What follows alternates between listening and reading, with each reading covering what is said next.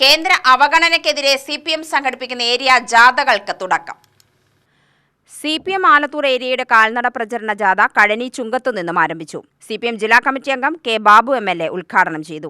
2014 മുതൽ അധികാരത്തിലേക്ക് വന്നിട്ടുള്ള BJPയുടെ 1ഉം 2ഉം ഇപ്പോൾ 3ാമത്തെ ഗവൺമെന്റും തങ്ങൾക്ക് വിരുദ്ധമായി നിൽക്കുന്ന രാഷ്ട്രീയ പാർട്ടികൾ നേതൃത്വം കൊടുക്കുന്ന ഗവൺമെന്റുകളെ തങ്ങളുടെ വിവേചന അധികാരം ഉപയോഗപ്പെടുത്തിക്കൊണ്ടും തങ്ങളുടെ ഏജന്റുമാരായി പ്രവർത്തിക്കുന്ന ഗവർണർമാരെ ഉപയോഗപ്പെടുത്തിക്കൊണ്ടും സാമ്പത്തികപരമായും രാഷ്ട്രീയപരമായും വലിയ തോതിലുള്ള അടിച്ചമർത്തലുകൾക്ക് വിധേയമായി കൊണ്ടിരിക്കുകയാണ്.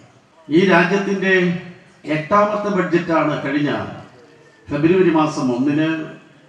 തുടർന്ന് 8ാമതും ആ ബഡ്ജറ്റ് അവതരിപ്പിച്ചിരുന്ന ഇന്ത്യയുടെ ധനകാര്യമന്ത്രിയായ ശ്രീമതി നിർമ്മല സീതാരാമൻ അവതരിപ്പിച്ചത് ഒരു യൂണിയൻ ഗവൺമെന്റിന് വേണ്ടിയുള്ള ബഡ്ജറ്റാണ്.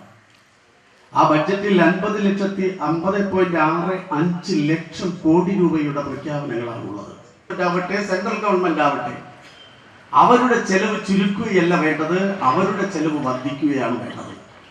അങ്ങനെ വർദ്ധിപ്പിക്കുമ്പോഴാണ് സാധാരണക്കാരുടെ പക്കലേക്ക് പണം വരികയും അങ്ങനെ പണം കിട്ടുന്നത് തൊഴിൽപരമായിട്ടാണെങ്കിൽ നിർമ്മാണ മേഖലകളിലൂടെയുള്ള സമ്പത്ത് മുടക്കുമ്പോഴാണ് വരുന്നതെങ്കിൽ ആ കിട്ടുന്ന പണമാണ് ദാരിദ്ര്യം നിർമ്മാർജ്ജനം ചെയ്യാൻ അവകാശപ്പെട്ട രൂപത്തിലേക്ക് നമുക്ക് ചെലവഴിക്കാൻ കഴിയുക.